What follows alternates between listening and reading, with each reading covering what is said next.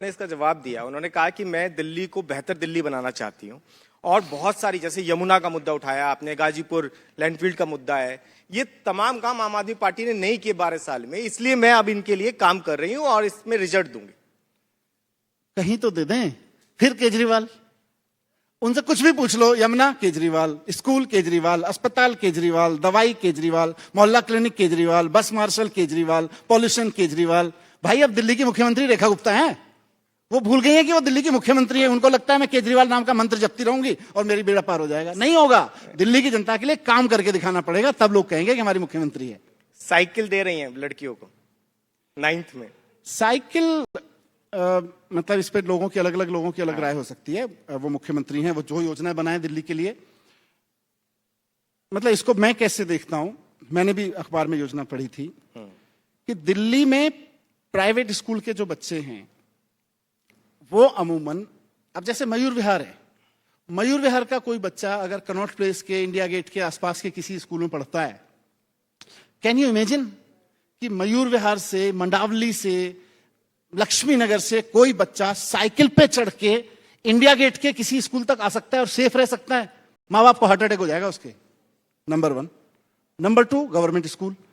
Largely Delhi में 1000 government school हैं जो दिल्ली सरकार के, फिर कुछ केंद्रीय विद्यालय, और साल में 1100 मिला के, सारे मिला के। लार्जली गवर्नमेंट स्कूल उतनी दूरी पे हैं जहां बच्चे पैदल जाते हैं, आधा किलोमीटर, 1 किलोमीटर, पौना किलोमीटर। वहां भी साइकिल कैसे चलेगी? ये एक romanticism of offering cycle to kids. मतलब बच्चे आधा किलोमीटर पैदल चल के स्कूल जाते हैं यार, आप उनको साइकिल दे दोगे? जिन गलियों से वो निकल के जाते हैं कितनी अनसेफ है वो। मुझे तो लगता है किसी साइकिल की बड़ी कंपनी से इनकी सेटिंग हो गई होगी। ये तो कहती है जजों से सेटिंग हो गई होगी, मुझे लगता है साइकिल की किसी बड़ी कंपनी से सेटिंग हो गई होगी, साइकिल खरीदने के लिए किया जा रहा है सब। अब आम आदमी पार्टी क्या इस पे मीम बनाने वाली है? क्योंकि आप रेखा गुप्ता पे मीम बहुत बनाते हैं, और सौरभ भारद्वाज आपके दिल्ली के अध्यक्ष, वो जब देखो रेखा गुप्ता पे मीम बना रहे होते हैं। और वो कल इस पे कह भी रही थी कि भाई ये बेरोजगार हो गए, इसलिए मैंने इन्हें काम दे रखा मीम बनाने का। बहुत अच्छा है। वो ऐसे काम 5 साल करती रहेंगी और 4 साल और करती रहेंगी, जनता उनके ऊपर मीम बनाती रहेगी। दिल्ली की जनता के लिए काम करेंगी, वही जनता उनकी तारीफ के पुल कसीदे पढ़ेगी। नहीं करेगी, मजाक बनाएंगी, AQI की, AIQ, पता नहीं क्या क्या बोलती रहती हैं उसको, वो फिर क्या बोलेगी जनता? मीम ही बनाएगी। कुछ थोड़ा बहुत पढ़ लिख के आ जाए यार, सरकार में है। मनीष जी, पंजाब आप बहुत जा रहे हैं आजकल। अच्छा, मैं देख रहा हूं कि दिल्ली से या फिर बड़े नेता जो पंजाब जाते हैं वो इस बात पे सवाल बहुत उठाते हैं कि आम आदमी पार्टी से जो लोग हारे, बड़े बड़े नेता, वो आजकल पंजाब जा रहे हैं, पंजाब की इन चीजों का इस्तेमाल कर रहे हैं। तो ये बातें आपके खिलाफ जाती हुई नजर आती हैं। मैं पंजाब में रहता हूं, पंजाब के वॉलंटियर्स के घर खाना खाता हूं, पंजाब के किसी गेस्ट हाउस में भी रुक जाता हूं, पंजाब के मंत्रियों के भी घर में रुक जाता हूं, क्योंकि मेरी पार्टी के लोग हैं। पर इससे किसी को प्रॉब्लम क्या है?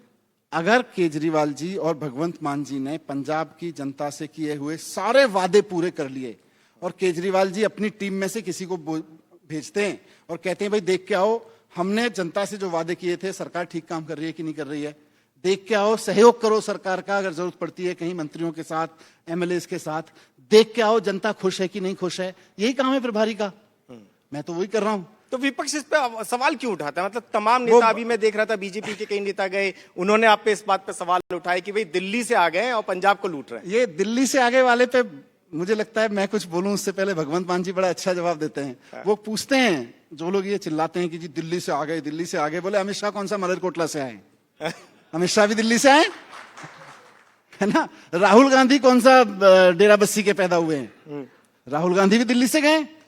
तो जो लोग दिल्ली दिल्ली करते रहते हैं उनको देश से प्यार नहीं है, उनको अपनी राजनीति और सत्ता की हवस से प्यार है। पंजाब भी भारत है, दिल्ली भी भारत है, कश्मीर से लेकर कन्याकुमारी तक भारत है यार, इसको भारत के रूप में लो। अच्छा, जब आम आदमी पार्टी बनी थी तो आप एक फॉर्मूला लेके आए थे कि भाई हमारे यहां जो भी नेता आएंगे वो भ्रष्ट नहीं होंगे। तो अभी मैं पंजाब में देख रहा हूं वो फॉर्मूला नजर नहीं आता। आपके मंत्रियों पर एक अधिकारी आरोप लगाता है, सुसाइड कर लेता है। उससे पहले मेरे पास पूरी लिस्ट है, विजय है, फौज सिंह है, अमित रावत है, जसवंत सिंह है, अरोड़ा है। ये सब वो लोग हैं जो सरकार में MLA बने, मंत्री बने और उसके बाद में इनके ऊपर भ्रष्टाचार के आरोप लगे। देखो, आम आदमी पार्टी एक कट्टर ईमानदार पार्टी है और कट्टर ईमानदारी के लड़ते हुए ही आम आदमी पार्टी पैदा हुई थी। अब कोई आदमी अब आम आदमी पार्टी में जो लोग शामिल हो रहे हैं वो कोई किसी नोबल मतलब अलग तरीके के प्रोफेशन से, कोई बिजनेसमैन है, कोई काम कर रहा है अपना, या किसी पार्टी है। निश्चित रूप से हम ये देखते हैं कि भाई वो करप्ट ना हो, उसका ट्रैक रिकॉर्ड करप्शन का ना हो, लेकिन फिर भी किन परिस्थितियों में किसका मन डोल जाएगा? डोल गया कुछ लोगों का। पार्टी तब खराब होती है और हम अपने प्रिंसिपल से तब डिगे होते जब हम कह रहे होते भाई देख तेरे ऊपर आरोप लगे, हम तेरे को जस्टिफाई कर रहे हैं, सेफ कर रहे हैं, तू पकड़ा गया करते हुए, तेरे ऊपर ये शिकायतें देखी, तेरी रिकॉर्डिंग, और हम तेरे को बचाएंगे, तो गलत होता।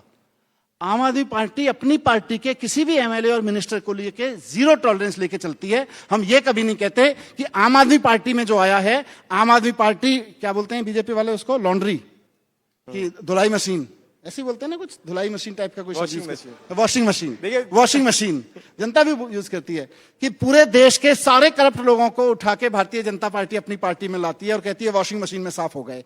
आम आदमी पार्टी कहती है कि गलती से भी कहीं कुछ गड़बड़ करेगा जेल जाएगा, हमारी पार्टी का एमएलए हो, मिनिस्टर हो। आम आदमी पार्टी का प्रिंसिपल यह है कि पार्टी में कोई करप्शन करेगा, एमएलए हो, मिनिस्टर हो, प्रूफ आया जेल में भेज दिया। केजरीवाल और भगवंत मान बख्शते नहीं है, दिल्ली में भी नहीं बख्शा और वहां भी नहीं बख्शेंगे। हमारी ताकत इसमें है। कोई आदमी आएगा वो करप्ट नहीं होगा, आई विश कि ऐसा हो जाए, लेकिन कोई करप्ट होगा और वो पार्टी में बना रहेगा, वो सत्ता में बना रहेगा, ये आम आदमी पार्टी नहीं होने देती। अच्छा, जब आप पंजाब की बात करें तो जाहिर तौर पे पंजाब के लोग देख रहे होंगे इस समय, सोच रहे होंगे कि वो 1,000 रुपए उन्हें कब मिलेंगे। जो सवाल आपने दिल्ली में रेखा गुप्ता से उठाया कि 2500 कब मिलेंगे, पंजाब में कब मिलेंगे? हमने 5 साल का वादा किया था और 5 साल में सारे वादे पूरे कर दिए, अभी मिलने वाले हैं। कितने दिन में? कोई डेट आप बता पाएंगे? आज अनाउंस कर दिया, वो मान साहब की सरकार उसका पूरा बजट में अनाउंस करके पूरा रजिस्ट्रेशन प्रोसेस शुरू करने वाली है। मैं भी पीछे पूछ रहा था भगवंत मान साहब से, बोले कि बस ऑलमोस्ट बैसाखी पे रजिस्ट्रेशन शुरू होने वाला है। अच्छा, एक है पंडित धीरेन्द्र शास्त्री, वो पर्ची निकालते हैं आपने देखा उन्हें? पर्ची निकाल के किसी का भी भविष्य बता देते हैं। और आजकल मैं देख रहा हूं अरविंद केजरीवाल ने भी एक पर्ची निकाल दी है, कह रहे हैं 2026 में नरेंद्र मोदी प्रधानमंत्री नहीं रहेंगे, अमित शाह गृह मंत्री नहीं रहेंगे। तो ये पर्ची कहां से आ गई इनके पास? नहीं, अरविंद केजरीवाल जी की पर्ची तो मुझे नहीं पता, पर उनका एक बेसिक इंस्टिंक्ट मैंने देखा है उनके पास होता है, वो काम करता है। हम सब भी बहुत, जब भी कहीं कुछ काम कर रहे होते हैं तो बहुत बार उनके इंस्टिंक्ट से चल रहे होते हैं। हमें लग रहा होता है यार कैसे करेंगे, होगा कि नहीं होगा, कहते हैं होगा और वही हो जाता है। तो अरविंद केजरीवाल जी का अंदर उनको ये सच्चाई की एक ताकत है, वो विपश्यना करते हैं, वो सच्चे आदमी हैं, वो देश के बारे में सोचते रहते हैं, तो उनके मन में ना मैल नहीं है।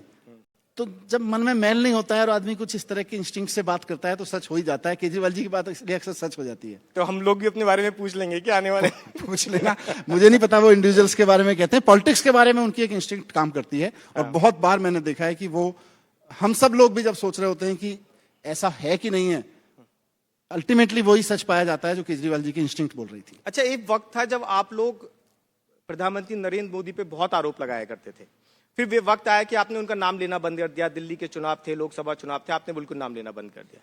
अब जब से आप आरोप मुक्त हुए हैं, फिर से मैं देख रहा हूं आपका ट्विटर भी मैं डेली चेक करता हूं, सुबह उठती पहला ट्वीट उधर के ही होता है। ऐसा क्यों? मतलब रणनीति बदली है क्या आपने कुछ? देखो यार, पिछले 2-3 साल में से लगभग 18 महीने तो मेरे जेल में ही रहे।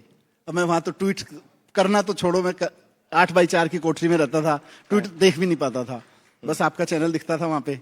अच्छा, खबरें देखता रहता, इसीलिए हम सेलिब्रेट भी कर रहे हैं। देखिए आप, इसलिए हमने आपको बुलाया है कि आप जेल में ही वहां देखते थे हमें। लेकिन मुझे लगता है मोदी जी को सवालों के जवाब तो देने चाहिए।